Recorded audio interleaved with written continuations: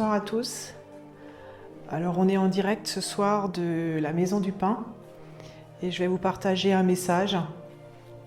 Le message, il va être ce soir, le titre du message, il va être sous forme de question. Et donc la question est la suivante. Et si tu apprenais à me faire confiance? Et si Dieu te demandait de lui faire confiance pour 2026? En fait, moi, en ce début d'année, c'est exactement ce que Dieu m'a demandé. Parce que vous savez qu'en début d'année, c'est toujours un peu compliqué. Il peut y avoir des peurs, des craintes. Qu'est-ce qui va encore se passer cette année? Qu'est-ce qui va nous arriver? Qu'est-ce qu'on va vivre? Et donc clairement, Dieu, il m'a dit, et si tu me faisais confiance pour 2026? Et je crois que ce soir, en fait, c'est vraiment la question que Dieu veut poser à chacun d'entre nous et aussi à ceux qui nous suivent en live. Et si tu me faisais confiance pour 2026? C'est un message en fait qui est très basique, mais si tu l'appliques en fait, il y a beaucoup de choses qui vont changer dans ta vie. 2026 ne sera pas pareil si tu fais confiance à Dieu. Alors oui, faire confiance, c'est tout un programme. Parce qu'à l'heure actuelle, à qui peut-on encore faire confiance? Combien de fois est-ce que notre confiance elle a été trahie par des hommes? On a été trompé, on a été abusé, parfois souvent même par des gens très proches de nous, dans notre entourage. Parfois c'est par des leaders spirituels. Et ce qui fait que ça devient d'autant plus compliqué par la suite de refaire confiance encore.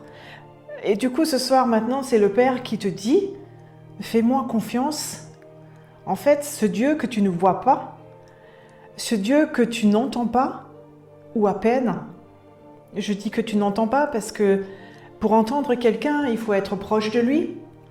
Si je suis à 500 mètres de vous et que je vous parle, bah forcément, vous n'allez pas m'entendre. Ça dépend vraiment de notre proximité avec lui. Mais je crois qu'il veut te dire ce soir, apprends à me faire confiance. Et c'est comme s'il te disait, pour recevoir en 2026 ce que tu attendais en 2025 et que tu n'as pas vu arriver, apprends à me faire confiance. Pour traverser tes vallées, tes déserts, tes montagnes de 2026, apprends à me faire confiance. Et il te dit encore, pour affronter tes peurs et avoir la victoire, apprends à me faire confiance. Parce que si tu n'as pas confiance en Dieu le Père, en qui est-ce que tu as confiance? En qui est-ce que tu peux faire confiance? À toi-même, en tes propres forces? Confiance dans ton corps par rapport à ta santé? Confiance à ton employeur par rapport à ton travail? Confiance au hasard? À qui peux-tu faire confiance réellement? Alors, on va voir ensemble l'origine du mot confiance. En latin, confiance se dit fide, fides, qui est aussi la racine du mot fidèle. Et le mot foi est également tiré de fides.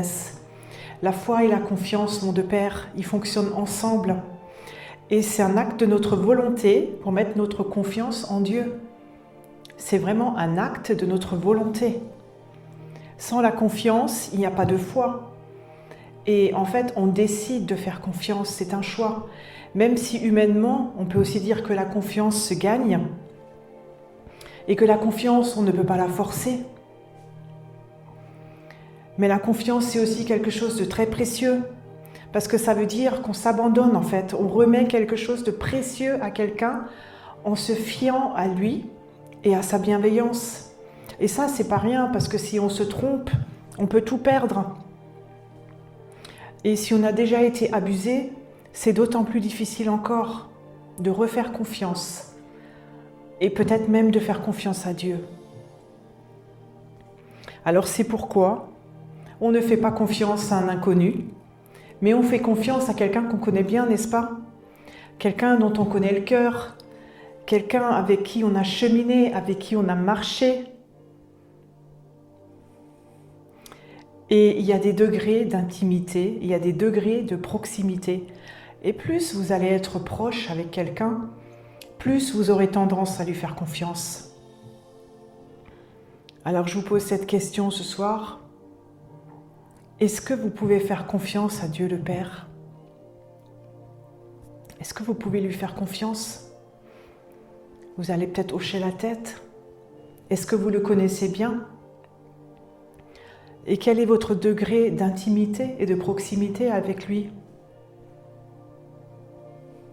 Donc vous allez probablement tous me dire oui, mais en votre fort intérieur, est-ce que vous lui faites réellement confiance?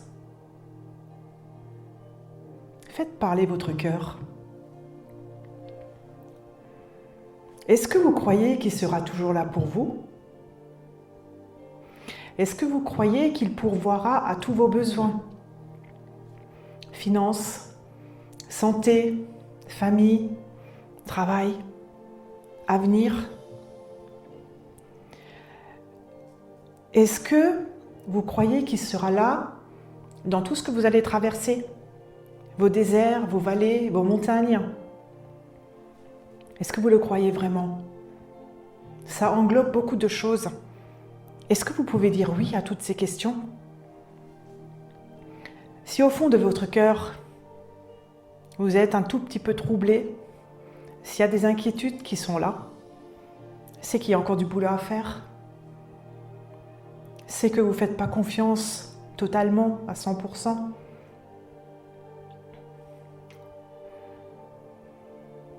Et on est tous en chemin. Personne n'est encore arrivé. Mais pour 2026, ensemble, nous voulons vraiment progresser, avancer et grandir dans notre intimité avec Dieu le Père.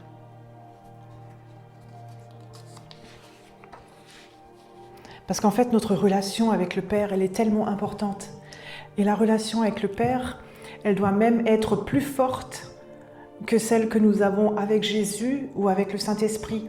Et c'est normal, parce qu'en fait, à l'heure actuelle, nous sommes encore des enfants.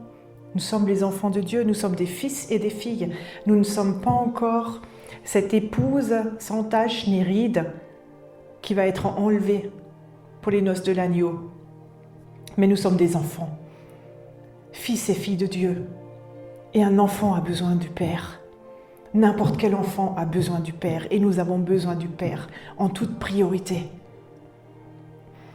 Et je ne veux heurter personne parce que nous avons tous eu un Père terrestre avec ses défauts, avec ses qualités et avec les blessures qu'il nous a infligées, parfois même plus. Ou parfois une autorité spirituelle, ce qui revient à la même chose. Et un enfant, c'est comme une éponge qui absorbe tout. Et ces blessures, en fait, si vous ne faites rien, elles ne vont pas partir toutes seules, elles ne vont pas guérir toutes seules. Et ne pensez pas que le temps va faire cette affaire. Vous allez peut-être juste oublier un tout petit peu, mais ça va toujours rester là au fond de votre cœur. Et ça va continuer à s'infecter, à pourrir. Et le jour où le couvercle va sauter, ça va vraiment faire très très mal. Donc oui, effectivement, nous avons tous encore besoin de guérison. Mais nous devons l'accepter aussi, nous devons le vouloir. Et en fait, le meilleur moyen pour obtenir la guérison de ce qu'on a vécu avec notre Père terrestre, en fait, c'est de connaître Dieu le Père. Parce qu'en fait, ça n'a rien à voir. Il n'y a aucune comparaison possible entre notre Père terrestre et Dieu le Père. Aucune. On ne peut pas projeter sur l'un ce que nous avons vécu sur l'autre. Sinon, vous allez avoir une image déformée de Dieu le Père. Et si vous en doutez encore, on va voir ensemble à travers la parole de Dieu, si Dieu est réellement un bon Père et qu'est-ce qu'il dit dans sa parole. Et par rapport à ça, j'ai sélectionné quelques versets On va prendre Matthieu 6, verset 26. Regardez les oiseaux du ciel, ils ne sèment ni ne moissonnent, et ils n'amassent rien dans des greniers, et pourtant votre Père céleste les nourrit. Ne valez-vous pas beaucoup plus qu'eux? Ne valez-vous pas beaucoup plus d'eux? Plus qu'eux, pardon. Vous valez beaucoup plus qu'un moineau, qu'un oiseau. Ensuite, Jacques 1, verset 17. Toute grâce excellente et tout don parfait descendent d'en haut, du Père des Lumières, chez lequel il n'y a ni ombre de variation. Dieu ne bouge pas, Dieu ne change pas, il est toujours le même, son amour pour toi ne change pas. Son caractère ne change pas, il est toujours le même.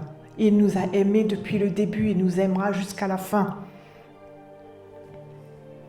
Ensuite, Psaume 46, verset 1. Dieu est notre refuge et notre force, une aide toujours présente dans les difficultés. Est-ce que tu rencontres des difficultés dans ta vie? Moi, j'en ai. Mais là, maintenant, tu sais où courir, où déposer tes fardeaux, tes problèmes, tes soucis. Chez Dieu le Père, il est là pour ça. Ensuite, 2 Timothée 2, verset 13. Si nous sommes infidèles, il demeure fidèle car il ne peut se renier lui-même. Et Nombre 23, verset 19, Dieu n'est pas un homme pour mentir, ni le fils d'un homme pour revenir sur sa décision. Dieu ne ment pas. On va continuer avec 1 Jean 3, verset 1. Voyez quel amour le Père nous a témoigné pour que nous soyons appelés enfants de Dieu. Nous sommes enfants de Dieu. Quel privilège! Et Jérémie 29, verset 11 pour finir, Dieu te dit, « Car je connais les projets que j'ai formés sur vous, projets de paix et non de malheur, afin de vous donner un avenir et une espérance. » Et en fait, quand j'avais sélectionné tous ces versets, ils m'ont fait penser, vous connaissez certainement tous la pyramide de Maslow. En fait, c'est la pyramide des besoins fondamentaux de l'homme. Et on retrouve notamment les besoins physiologiques qui sont tout simplement manger, boire, dormir, respirer et se vêtir. Ensuite, les besoins de sécurité, se sentir protégé physiquement et moralement. L'appartenance et l'amour, besoin de faire partie d'eux et de recevoir de l'amour. Ensuite, l'estime de soi, le sentiment d'avoir de la valeur, d'être reconnu et apprécié. Et pour finir, l'accomplissement de soi. On a besoin d'un but, on a besoin d'une vision. Et la bonne nouvelle, en fait, c'est que tous ces besoins-là, tous, à partir des plus petits de nos besoins, ils sont tous pourvus en Dieu. Vous allez retrouver des versets qui vont vous conforter que Dieu y pourvoit à tous nos besoins. À tous nos besoins. Et alors, en fait, ce qu'il faut faire, c'est... Le problème, c'est ici, en fait. Il faut briser nos forteresses de pensée qui nous éloignent de Dieu. Et comment on fait pour abattre une forteresse? C'est pas tout simplement un coup d'imposition de main et de prière, non. On abat une forteresse en alignant nos pensées avec la parole de Dieu. Donc vous devez lire, méditer la parole, comme les versets que je vous ai lus là tout à l'heure. Il faut vraiment les méditer pour s'en imprégner, et il faut remplacer le mensonge que nous croyons dans notre tête par la vérité. C'est comme ça qu'on abat des forteresses. Et après ça, on peut s'approcher du Père. Et comment on fait pour s'approcher du Père?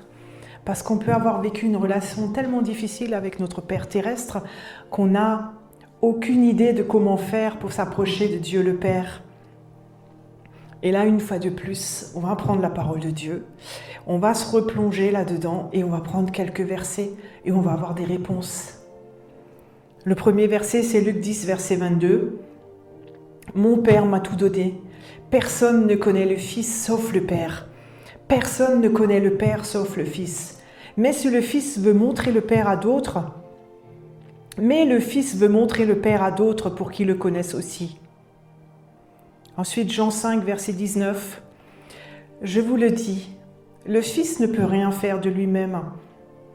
Il ne fait que ce qu'il voit faire au Père. Jean 6, verset 38. Je suis descendu du ciel pour faire la volonté de celui qui m'a envoyé. Et pour finir, Jean 10, verset 30. Moi et le Père, nous sommes un. Nous sommes un. Donc, comment approcher le Père? La réponse, c'est Jésus. Parce que Jésus, il est venu nous montrer le Père. Jésus, il est venu nous révéler le Père. C'était son but, de nous révéler le Père et de nous le faire connaître. Donc on ne peut pas dissocier le Père du Fils, ni le Fils du Père. On ne peut pas les séparer parce qu'ils sont un, parce qu'ils fonctionnent ensemble, parce qu'ils collaborent ensemble. Et Jésus, il avait une relation unique avec le Père. Et il nous demande de l'appeler Abba. Abba, papa. Et le mot araméen, Abba, il est utilisé pour décrire une relation intime et une confiance absolue dans le Père. Abba, ça décrit une relation intime et une confiance absolue dans le Père. Donc vous ne pouvez pas dire oui à Jésus, mais restez loin du Père. Vous ne pouvez pas dire que vous faites confiance à Jésus, mais vous ne faites pas confiance au Père. Jésus, c'est l'empreinte du Dieu invisible. Et une empreinte, c'est quelque chose qui est pile poil identique. C'est comme un moule. Si vous collez une empreinte à son original, il ne forme plus que un. Jésus, c'est l'image visible de ce Dieu qui est invisible. Et il ne forme que un. Et Jésus, il finit par dire dans Jean 14, verset 9, « Celui qui m'a vu a vu le Père. » Celui qui m'a vu a vu le Père. Et le terme voir, en grec, c'est orao. Et orao, ça veut dire voir. Voir avec les yeux, voir avec l'esprit, percevoir, connaître, mais ça veut aussi dire entendre. Donc, quand Jésus disait « Celui qui m'a vu a vu le Père », il disait « Si vous me voyez, vous voyez le Père. Si vous me connaissez, vous connaissez le Père. Et si vous m'entendez, vous entendez le Père. » Il est Emmanuel, c'est-à-dire Dieu au milieu de nous. Et nous devons regarder le Père au travers des yeux de Jésus. Sinon, nous allons avoir une image déformée du Père. Jésus, c'est l'image parfaite du Père. Et il a dit, je suis le chemin, la vérité et la vie. Nul ne vient au Père que par moi. Jésus est le chemin. Il est l'accès dont tu as besoin pour aller vers ce Père qui t'aime. Alors moi, dans l'environnement spirituel dans lequel j'ai grandi, Dieu le Père, en tant que papa aimant, je ne le connaissais pas. Parce que mon entourage spirituel, en fait, ne le connaissait pas. Et on ne peut pas donner quelque chose qu'on n'a pas. On ne peut pas communiquer quelque chose qu'on ne connaît pas. Donc, je ne connaissais pas ce Père qui m'aime. Pour moi, c'était le Dieu créateur. C'était un Dieu qui était lointain, peut-être austère. Et ça ne me donnait aucune envie. Je ne voyais pas du tout pourquoi je devrais avoir une relation avec Dieu, le Père. Par contre, Jésus, lui, je le connaissais bien. Jésus, c'était mon ami. Jésus, c'était mon grand frère. Et toute mon enfance, mon adolescence, ça tournait autour de Jésus. Toute ma relation, c'était avec Jésus. J'avais aucun problème avec ça. Et ensuite, on a le Saint-Esprit. Et le Saint-Esprit, pareil, je ne connaissais pas. Parce que mon entourage spirituel ne le connaissait pas. Et je ne sais même pas si à l'époque je considérais le Saint-Esprit comme une personne. Je pense que c'était plutôt une espèce de nuage qui flottait, comme une espèce de nébuleuse. Pardon, Saint-Esprit. Mais une fois que j'ai eu ce déclic et que j'ai voulu rencontrer, connaître, expérimenter le Saint-Esprit, là c'était une vraie explosion.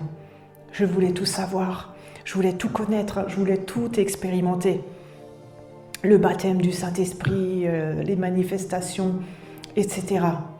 Et j'ai dévoré des livres, j'ai lu, je crois, tous les livres de Benny Hinn sur Bonjour Saint-Esprit. Il y avait un autre livre aussi qui m'a vraiment beaucoup marqué, c'était Chasseur de Dieu. Chasseur de Dieu de Tommy Tenney. Tommy Tenney. Si vous ne l'avez pas lu, celui-là, c'est vraiment un must aussi. Mais honnêtement, c'est vraiment la découverte du Père qui m'a fait le plus grand bien. Parce que là, c'était comme une boucle qui était bouclée, comme un maillon manquant. Et que je savais enfin la fille de qui j'étais. De ce Père qui m'apportait la sécurité, qui m'apportait la stabilité. Quelque chose que nous avons tous besoin en tant qu'enfants. Et je me souviens que j'ai déjà fait un travail il y a 10 ans en arrière parce que je n'arrivais même pas à l'appeler papa. Et je sais qu'il y a encore du chemin à faire. Il y a encore du boulot, comme pour nous tous. Mais c'est vraiment ce Père qui m'a apporté un cadre, qui m'a apporté une identité. Sans lui, on n'a pas de but, on n'a pas de repère. Et même si vous avez des frères, des sœurs, des amis, mais si vous ne connaissez pas le Père, il vous manquera toujours quelque chose. 2 Corinthiens 5, verset 20, c'est l'apôtre Paul qui nous dit « Je vous supplie au nom de Christ, soyez réconciliés avec Dieu. » Je vous supplie, c'est quand même fort, hein. Je vous supplie. On voit l'importance, on voit l'urgence. Au nom du Christ, soyez réconciliés avec Dieu parce que c'est essentiel. Mais ce soir, la question était, es-tu prêt à faire confiance à ce Père après tout ce que tu as entendu maintenant? Es-tu prêt à lui faire confiance? Et pour ça, il y a 4 choses qui sont essentielles. La première, je l'ai nommée « Arrête et sache que je suis Dieu ». Ça, c'est le lâcher prise. Arrête de vouloir tout gérer par toi-même. Arrête de penser que tu vas y arriver tout seul. Arrête de croire que tu n'as besoin de personne. Pour quelqu'un d'autre, ça va être « Arrête de t'inquiéter pour tout et pour rien. Et pour des choses qui ne sont pas encore arrivées et qui n'arriveront peut-être jamais. » Parce qu'il y a 97% de nos peurs qui n'arrivent jamais. Et pourtant, on continue à avoir peur et à s'inquiéter. Ou encore, arrête de vouloir tout comprendre avant de lui faire confiance. Arrête de vouloir tout comprendre. Un jour, oui, tu sauras. Mais pour l'instant, arrête de vouloir tout comprendre avant de lui faire confiance. Le point numéro 2, c'est change ton prisme. On en a déjà parlé. Ne regarde plus le Père à travers l'image de ton propre Père et du vécu que tu avais avec ton propre Père.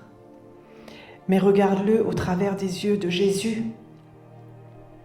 Et arrête de dire « mon Père m'a fait ci, mon Père m'a fait ça ». Parce qu'à un moment donné, c'est juste une décision qu'on prend d'arrêter cette comparaison qui n'est pas possible. Et vous imaginez, il y a un verset dans la Bible qui parle du Saint-Esprit qu'on peut attrister. Mais vous ne pensez pas aussi qu'on peut attrister Dieu le Père? En quelque sorte, en lui attribuant des choses dont il n'est pas capable, en le repoussant, en refusant sa proximité. Je crois qu'on peut attrister Dieu le Père. Alors regardons-le au travers des yeux de Jésus. 3e point, c'est prendre une décision. Et la décision, c'est de lui faire confiance. Je rappelle que c'est un acte de notre volonté. On s'abandonne à lui et on croit qu'il va agir pour notre bien. Donc ça engage aussi notre foi. Mais dans la vie, clairement, il y a beaucoup de choses qui changent à partir du moment où on prend une décision, on se positionne et on reste ferme. On reste ferme. Et le 4e point, c'est développe ton intimité. Cherche-le de tout ton cœur, c'est quelque chose de primordial. Et c'est aussi dans le va et cache-toi. Je ne sais pas si vous l'avez vu, mais c'est la parole prophétique de notre couverture spirituelle, le prophète Emrix Croca, qu'il a donné pour cette année 2026. Va et cache-toi en lui. Cache-toi en lui, c'est un temps d'intimité où il parle dans le secret, où il nous fortifie, où il nous donne sa paix, où il nous forme également et il nous prépare pour la nouvelle saison qui arrive. Va et cache-toi en lui. Jésus a dit « Je suis le chemin, la vérité et la vie. Nul ne vient au Père que par moi. » Donc Jésus, il est le chemin. Il est l'accès au Père. Là, vous avez votre réponse. Et Galates 4, verset 7. « Ainsi, tu n'es plus esclave, mais tu es fils. Et si tu es fils, tu es aussi héritier par la grâce de Dieu. Maintenant donc, tu n'es plus serviteur, mais tu es fils. » Quel privilège nous avons d'être fils et filles de Dieu. Et je vais finir ce message par la parabole du fils prodigue que j'aime trop parce que à chaque fois quand on la relit, qu'on réécoute un message, il y a tellement de perles, il y a tellement de pépites dans cette parabole. Et on ne va pas parler du fils prodigue, mais on va parler du fils aîné. Celui en fait qui était dehors dans les champs, qui était en train de trimer, de travailler, de cravacher, et quand il revient à la maison du père, et quand il voit qu'en fait, on est en train de faire la fête pour son frère qui vient de revenir du monde, qui a dilapidé tout l'héritage de son père, là il se fâche, il ne comprend pas. Et ce frère aîné, en fait, il revient des champs, et j'imagine l'état dans lequel il était. Il devait certainement se sentir mauvais parce qu'il avait travaillé toute la journée, il était en transpiration, il était certainement sale, plein de poussière, peut-être qu'il avait même des accros à ses vêtements. Et en tout cas, il travaillait comme un serviteur. Il avait peut-être même une mentalité d'esclave, mais il n'avait pas la mentalité de fils du royaume. Il ne connaissait pas son identité et en fait, il se contentait juste de travailler, de rentrer et d'espérer avoir quelque chose à manger. C'était sa vie en fait. Et je crois que ce cliché, il nous ressemble trop souvent. Combien de fois est-ce qu'on n'est pas pareil à nous contenter que du juste assez au lieu de vouloir le plus qu'assez que le Père désire pour nous? Combien de fois on est dans le juste assez au lieu du plus qu'assez que le Père désire pour nous? En fait, on se contente juste d'arriver, on espère arriver à boucler le mois, à finir nos fins de mois. On est content quand on a de quoi manger dans le frigo. On est content quand on a une voiture, même si c'est une vieille caisse, mais elle fonctionne, elle nous transporte. On est content quand on a un toit au-dessus de nos têtes. Et je ne dis pas que c'est mauvais. C'est pas mauvais parce qu'il y a des gens qui n'ont pas ça. Et sans parler de l'héritage de prospérité, mais nous, on est fils et filles de Dieu. Et on a le droit d'être dans le plus qu'assez. Et le plus qu'assez, c'est pas juste pour nous. Le plus qu'assez, c'est avoir largement suffisamment pour nous, mais pouvoir donner aux autres, pouvoir donner, distribuer, partager ceux qui ne sont pas encore rentrés dans le royaume de Dieu, ou ceux qui y sont peut-être, mais qui n'ont pas encore cette mentalité, qui n'ont pas encore la révélation de qui est le Père. C'est ça le but d'être dans le plus qu'assez. Et c'est ça que nous devons rechercher. Ne plus avoir un statut de serviteur et connaître notre identité en tant que fils et filles de Dieu. Mais c'est vrai que le plus qu'assez, ça demande un pas de foi. Ça demande un lâcher prise, ça demande d'avoir confiance, ça demande de croire, ça demande de s'emparer, ça demande de se servir, ça demande parfois de sauter dans le vide, sans parachute. Parce qu'il y a le Père qui est là, qui tend les bras pour te rattraper. C'est tout ça que ça demande le plus qu'assez. Et pour cette année 2026, je vous propose tous ensemble de rentrer là-dedans. Parce que si nous sommes fils et filles de Dieu, on n'est pas fait pour vivre dehors dans le jardin ou pour trimer dans les champs. Mais on est fait pour rentrer dans la maison du Père. Et ce soir, le Père, il t'invite. Le Père, il t'invite à revenir à la maison. Le Père, il t'invite à franchir le pas de la porte, à ne pas rester sur le perron, mais à rentrer en toute confiance et à te servir. Et je crois vraiment que c'est cette saison où Dieu veut que tous ses enfants y reviennent à la maison. Et je parle non seulement des prodigues, mais aussi ceux qui ont la mentalité du fils aîné. Ils désirent que c'est la saison où tous les enfants doivent rentrer à la maison et doivent connaître leur identité, ils doivent connaître leur Père. Et je crois que plus nous allons lui faire confiance et croire qui nous sommes, plus aussi ça va être facile de nous servir. Je vais avoir besoin d'une guérison, je vais me servir. Je vais avoir besoin de provision, je vais me servir. Je vais avoir besoin de finances, je vais me servir. Vous voyez ce que je veux dire?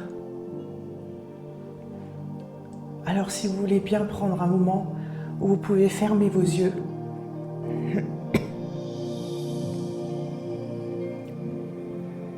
Je vais aller un peu à l'audace ce soir. Et je vais vous demander de faire un pas de foi. Alors je vais vous demander que tous ceux qui ont envie ce soir de revenir à la maison du Père, de lui faire confiance pour cette année 2026 et pour toutes les autres années qui vont suivre, alors levez-vous. Faites un pas de foi ce soir et dites-lui, Père, je veux enfin revenir à la maison. Je veux que tu me prennes dans tes bras. Je veux sauter ce pas et te faire pleinement confiance. Parce qu'au fond de moi, je sais que tu es un bon Père. Tu veux mon bien, tu veux pourvoir à tous mes besoins. Je décide de croire ce soir que tu es ce Père bienveillant. Je veux te regarder au travers des yeux de Jésus. Je veux te voir tel que tu es. Pas au travers d'un prisme qui va fausser ton image, mais je veux te voir tel que tu es, Père. Et je décide de te faire confiance pour 2026. Merci Seigneur. Merci Père. Merci Père éternel de toucher les cœurs ce soir.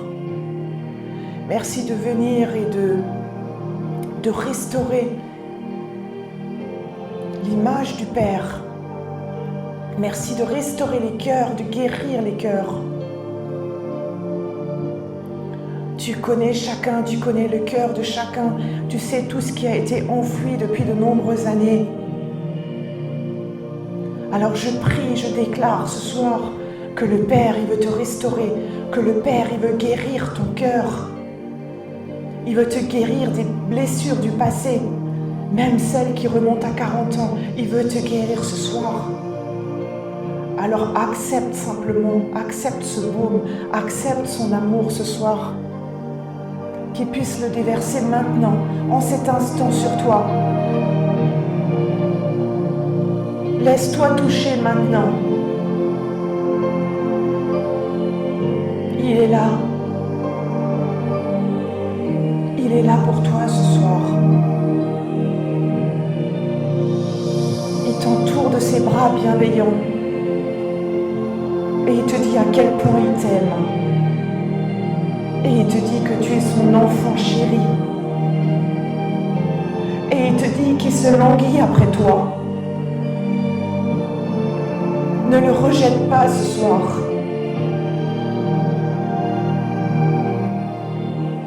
Ne le repousse pas ce soir encore. Décide de lui faire confiance, une bonne fois pour toutes. Et ta vie tout entière va changer. Ta vie tout entière. Tu ne seras plus jamais le même. Tu ne seras plus jamais la même. mais tu vas pouvoir grandir dans ton statut de fils et de fille. Et tu n'auras plus peur de ton avenir. Tu n'auras plus peur de manquer.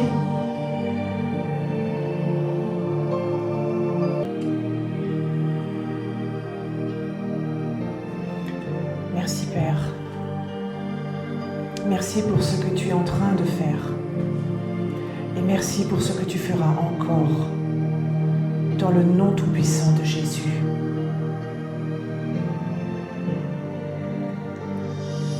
Voilà, j'espère que vous avez été bénis. Je vous remercie vraiment de votre présence avec nous pour ces moments. On vous donne rendez-vous à bientôt. N'oubliez pas que vous pouvez revisionner cette vidéo sur notre page YouTube ou Facebook. Et puis on vous dit à très très bientôt. Shalom.